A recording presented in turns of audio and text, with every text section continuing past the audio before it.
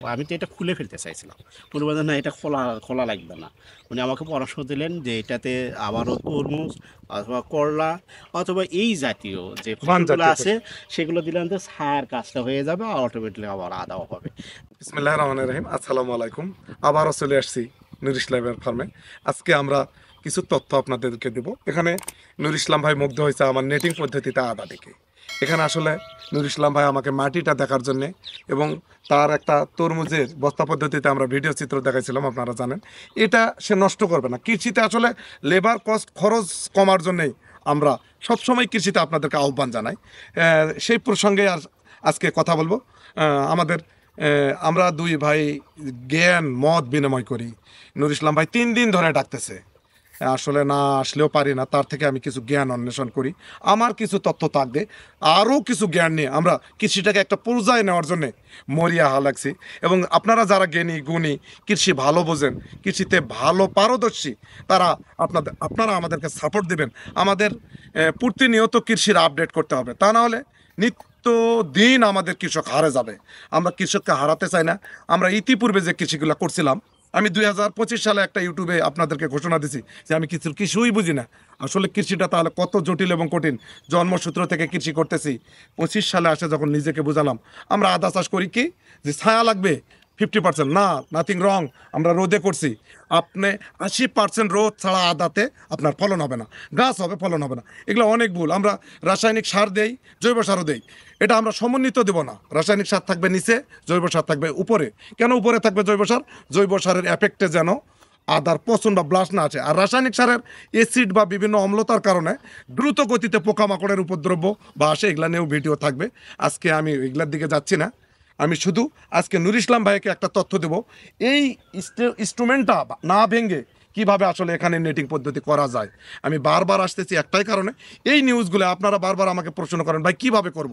এই তথ্যগুলো যেন আপনাদের সম্প্রসারণের কাজে আমরা ব্যস্ত আছি, যাতে করে এই আদা চাষ এবার কম দামে পাচ্ছি, সামনেবার না করে যান আর না দিলে খাওয়া হয় না, এমনটি হতে দেব না। আমাদের দেশের কৃষক পারছে আদার দাম কমাইতে, আলুর দাম কমাইতে, পেঁয়াজের দাম কমাতে। আমাদের এটাই সফলতা। কারো কোনো দাদার, কোনো নানার অপেক্ষায় আমাদেরকে থাকতে হয় না। বাংলাদেশের প্রতিটা চাষি পারে নিজেদের চাহিদা মেটাতে। আমি যদি একটু দেখাই, একটা কৃষি ফার্মের একটা সাইটে আপনারা আসুন, দেখা নুর ইসলাম ভাই আসেন, দেখুন এটা একটা মুরগির ফার্ম। এইটুকু জায়গাকেও আমরা কাজে লাগাচ্ছি। যদি আপনারা দেখেন এখানে আদা, এইদিকে আসেন একটু প্রিয় দর্শক, এই যে দেখেন এটা কিন্তু একটা মুরগির ফার্মের সাইট। এখানে যদি আপনারা দেখেন, এখানে কি পরিমাণ আদা হয়েছে আপনারা দেখুন, দেখলেই বুঝতে পারবেন। দেখুন এখানে এটা ভাঙ্গা যাচ্ছে না, শক্ত। তাহলে এটা কিন্তু এই জায়গাটা পড়ে থাকতো। আমাদের কৃষির যে তথ্যটা নুর ইসলাম ভাই, যে আমরা এই রকম জায়গাগুলোতেও আদা আবাদ করতে করাতে ইচ্ছুক এবং আমাদের চাষিরা করছে, এই জন্যই তো আদার দাম কমছে। যদি আপনারা উৎপাদন না করতেন তাহলে কি আপনারা করছেন? অনেক ভাই বলে যে আদার দাম কম। কম মানে কি? আমাদের দেশের চাষিরা করছে, আল্লাহ আমাদেরকে রহমত করছে। আলুর দাম মানে কম কি? 80 টাকা আলু কিনি নেই আমরা বাজারে। উৎপাদন হয়েছে বলে আজকে কম। পেঁয়াজ আপনারা পকেটত করে কিনে নিয়ে আসছেন, আজকে বাংলাদেশে কৃষক পেঁয়াজ করছে বলেই আমরা পাচ্ছি। তাই একবার করে আমরা যদি চলে যাই, একবার করে যদি আমরা এখানে না থাকি, তাহলে কিন্তু পরবর্তীতে যারা ইনপুটকারী, এক্সপোর্টকারী, যারা আমাদের সিন্ডিকেটকারী, তারাই তো আবার মার্কেটে থাকবে। তাই এক নাই জালার রাজ, আর এক নাই হেলার নাজ। আমাদেরকে চলমান গতিতে চলতে হবে। একদিন না একদিন এই রোদে পড়া কৃষকগুলাকে, এই বৃষ্টিতে ভিজা কৃষকগুলাকে আল্লাহ দেখবেন। ইসলাম ভাই, অবশ্যই। প্রিয় দর্শক, অনেক কথা বললাম, কাউকে আক্ষেপ করে নয়। দেশের কৃষিকেই আমরা প্রাধান্য দেব। আজকে জাপান, জার্মানের মতো দেশ যারা তেল স্বর্ণ বেচে খাতো, তারা কৃষি নিয়ে আজকে অনেক কিছু করতেছে। আমাদের বাংলাদেশের মানুষকে আমি অনুরোধ করব, এদেশের কেউ ধারক বাহক নাই, আপনারাই এদেশের মালিক, এদেশের সবকিছু। আপনার ভাগ্য আপনাকেই পরিবর্তন করতে হবে, কোনো কেই আপনার ভাগ্য পরিবর্তন করে দেবে না। তাই এই দেশের সাধারণ জনগণকে উদ্বুদ্ধ করি, সবসময় আপনার ভাগ্য, আপনার কর্ম, আপনার প্রতিষ্ঠান আপনাকে গড়াতে হবে, কেই গড়ে দেবে না। তাই আসুন আমরা কৃষির ভুল ভ্রান্তিগুলোকে সব করার জন্য এখানে আসা। প্রিয় দর্শক, নুর ইসলাম ভাই আসলে যেটা এখন মেন কথা, সেটা ভাই কিভাবে আপনি নিতে চাচ্ছেন? আমরা ধন্যবাদ জানাচ্ছি। আসসালামু আলাইকুম রহমতুল্লাহ বরকাত। রুবেল ভাইকে আবারও আন্তরিকভাবে ধন্যবাদ জানাচ্ছি। তো আমরা আপনারা জানেন যে 12,500 বস্তা আমরা আদা করেছিলাম, সেই আদা হারভেস্ট হয়ে গেছে এবং এটা বীজ হিসেবে সংরক্ষণ করা হয়েছে। আমরা আশা করছি সঠিক সময়ে আমরা বীজও সরবরাহ দিতে পারবো ইনশাআল্লাহ। এখন হলো আমরা আগামী দিনে যে আদা চাষ করব তারই কিছু পূর্ব প্রস্তুতি আমাদের চলতেছে। এটা ভাই বলেছেন যে এটা একটা মরিচ করেছিলাম, পেঁপে করেছিলাম, আর তরমুজের মেনে এটা জানলাটা যা, ছিল। বস্তায় তরমুজ হ্যাঁ, চাষ। বস্তায় তরমুজ চাষ ছিল। এটাকে আমরা এবার আদা কিভাবে করতে পারি সেইটা নিয়ে পরিকল্পনা আমরা কি করতেছি। পরিকল্পনা করছেন? এটা পরিকল্পনা হলো রুবেল ভাই যে নেটিং পদ্ধতিতে করেছিলেন এই বেডটা, এই তরমুজের এই বেডটাকে এখন ২টা নেটিং বেড করা যাবে, হ্যাঁ। এবং সেটা ভাই বললেন যে হ্যাঁ এটা সম্ভব। সেই প্রস্তুতিটা নেওয়ার জন্য আমি অপেক্ষায় ছিলাম। আজকে উনি দেখে জেনে বললেন যে প্রস্তুতি নেওয়া হবে। আমরা মাটি অলরেডি কিন্তু এখানে এটা মাটিটা কিন্তু সফট, পরীক্ষা আপনারা করা হয়েছে। মাটিটাকে এখানে আমরা যেটুকু ক্যালসিয়ামের ঘাটতি ছিল, সেই ক্যালসিয়াম আমরা আমরা মাটি অ্যাড পরীক্ষা করেছি। করে কৃষি করি। আমরা আমরা ক্যালসিয়াম অ্যাড করে দিয়েছি। এখন আমরা জৈব সার এটাতে অ্যাড করে দিয়ে মাটিগুলোকে আবার প্রস্তুত করে নিয়ে তারপরে আমরা নেটিং করে দেবো। দিয়ে উনি আরেকটা সুন্দর আমাকে একটা, আমি তো এটা খুলে ফেলতে চাইছিলাম। উনি বললেন না এটা খোলা খোলা লাগবে না। উনি আমাকে পরামর্শ দিলেন যে এটাতে আবারও তরমুজ অথবা করলা অথবা এই জাতীয় যে ধান ফসলগুলো জাতীয় আছে সেগুলো দিলাম, তো ছায়ার কাজটা হয়ে যাবে আর অটোমেটিকলি আবার আদাও হবে। তো আমার মাথায় তেরো ঢুকছিল না আসলে। উনি যেটা বলেছেন বাস্তব যে আমরা একে অপরের এই প্ল্যানিংগুলো কাজে লাগাতে চাই, লাগিয়ে দিয়ে আমরা যেন ক্ষতিগ্রস্ত না হই এবং আমাদের ফসল যেন ক্ষতিগ্রস্ত না হয়, কৃষি যেন এগিয়ে যায়, সেই নিয়েই আসলে আমরা কাজ করতেছি। আমরা আজকে আরও কিছু আমাদের মাটি প্রস্তুত চলতেছে, সেগুলোর কিছু অংশ আমরা আজকে দেখাবো। কারণ অনেকেরই প্রশ্ন থাকে কী করতে হবে, কীভাবে মাটি তৈরি করতে হবে। আজকে সকালবেলা আমাকে একজন সেই শরীয়তপুর থেকে ফোন দিয়েছিলেন। রোল ভাই, উনি আপনার সাথেও কথা বলেছিলেন, আপনি আমার নাম্বারটা দিয়েছিলেন, আপনি আসার আগে ওনার সাথে কথা হলো। উনি প্রায় ৮০% প্রায় ২.৫ বিঘার মতো জমিতে আদা করেছিলেন, কিন্তু প্রায় ৮ লক্ষ টাকা খরচ হয়েছে, কিন্তু বেচাটা খুব ক্ষতিগ্রস্ত হয়েছে। তখন আমরা ওনার সাথে যে প্রশ্নগুলো আমি করেছি সেই প্রশ্নগুলো যা উত্তর পেয়েছি তাতে ক্ষতিগ্রস্ত হওয়ারই কথা, ভালো গাইডলাইন পায়নি এবং ভালো পরিস্থিতি নেয় নাই। সেই জিনিসগুলো আজকে আমরা পরামর্শ দিয়েছি। তারপরে তাকে আমরা বলেছি যে প্রয়োজনে আমরা এখন এই স্টেপ সব বাই কিছু স্টেপ। একটা ধাপ বাই ধাপ যাচ্ছে, আপনি এসে দেখে বুঝে তারপরে যদি করা চলে করবেন, না হলে করিয়েন না। উনি সহমত পোষণ করেছেন। আমরা এটাই চাচ্ছি আসলে, যে শুধু আমরা করব তা না, যারাই করেন না কেন কেউ যেন ক্ষতিগ্রস্ত আমরা না। ফল দেওয়ার মালিক তো একজন, সৃষ্টিকর্তা ছাড়া তো ফল বেশি কমানোর মানুষের কোনো এখতিয়ার নাই। কিন্তু আমাদের এখতিয়ারটা হলো আমাদের করণীয় কাজ। আমরা করণীয় কাজ যেটা করা সেটা যেন আমরা সঠিকভাবে করতে পারি, এই দীক্ষা শিক্ষা নেওয়াটা আমাদের জন্য জরুরি।